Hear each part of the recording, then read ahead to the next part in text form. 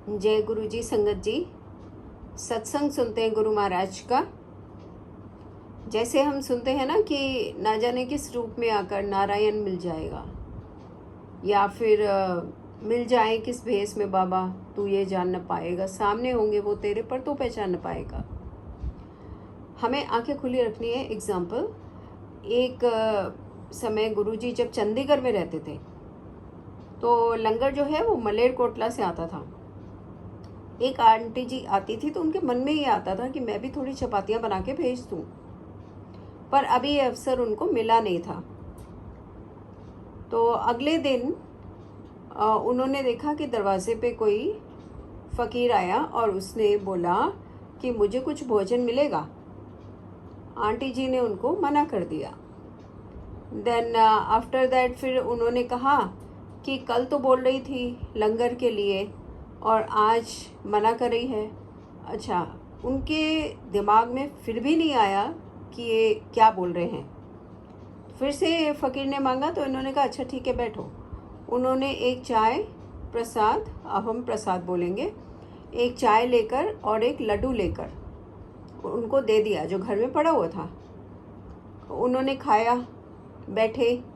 कुछ देर बाद जब ये आंटी जी बाहर गई तो कोई भी नहीं था। उन्होंने कोई पैसे भी नहीं मांगे। तो उनके माइंड में फिर दूसरे दिन आया कि नहीं तो ऐसे लोग आते हैं तो पैसे मांगते हैं ज़रूर, और ये तो वही शब्द बोले इन्होंने जो मैंने कहे थे कि मैं लंगर भेजूं। तो उनको एकदम से एहसास हुआ कि ये तो गुरुजी महाराज हैं। यहाँ पे हमें एक और सत्संग याद आता है। एक आंटी जी थी, तो जब गुरुजी के पास बड़ी श्रद्धा से जाती थी, उनकी एक दुकान थी।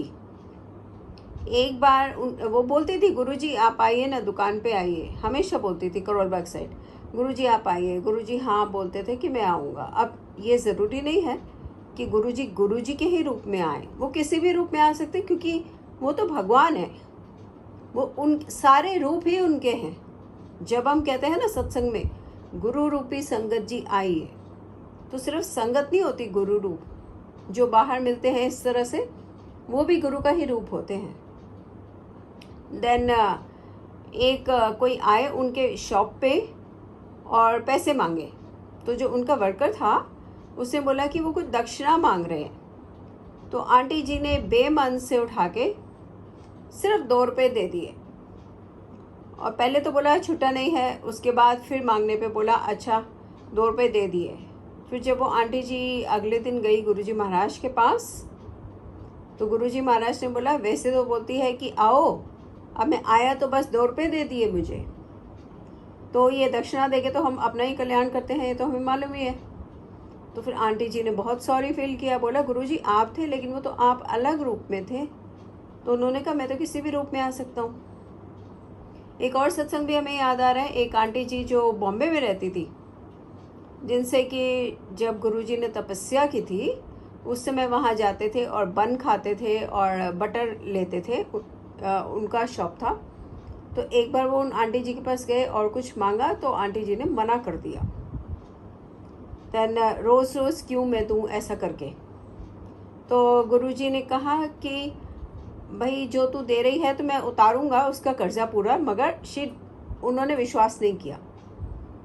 फिर गुरुजी ने उनको बोला कि झोली आगे कर, आज से तेरा मेरा हिसाब ख़त्म, मैं इसमें डालूँगा जितना मुझे डालना है सोने की गिनिया, और जब तू बोलेगी बस तब तमाम होगा। और वो आंटी जी लेती गई वो गिनिया, इतनी कि उनकी झोली भर गई और गुरु महाराज चल पड़े। कहने का अर्थ क्या है कि भगवान किस भेष में आता है हमें नहीं पता। ज़रूरी नहीं है वो हमें उस समय कोई गिनिया या सोना देकर जाए।